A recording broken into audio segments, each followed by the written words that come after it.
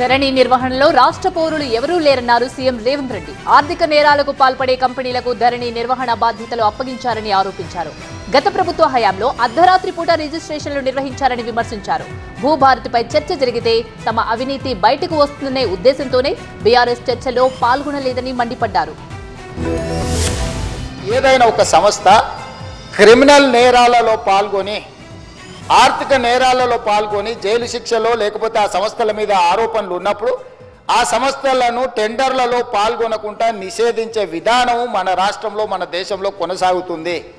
అయినా తెలంగాణ రాష్ట్ర ప్రభుత్వం చంద్రశేఖరరావు గారి ప్రభుత్వము ఈ IL&FSను లేకపోతే ఈ సెంట్రిక్ లేదా విజన్ ఇన్ఫోటెక్ ఏదైతే జాయింట్ వెంచర్తో టెండర్ వేసిందో వీళ్ళని నిషేధించలేదు అధ్యక్ష.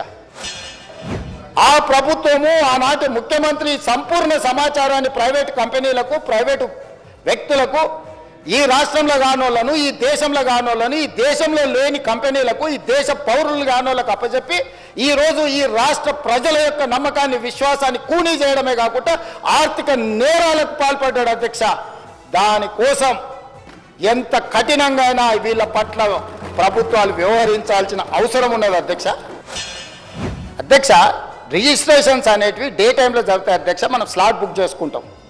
10 to 5 or 6, 7 ఒకవేళ అయితే 7, 8 o'clock రిజిస్ట్రేషన్లు అవుతాయి. రాత్రి 9 గంటల నుంచి ఉదయం 6 గంటల వరకు కూడా రిజిస్ట్రేషన్లు జరిగిన డాక్యుమెంట్లు ఉన్నాయి అధ్యక్ష.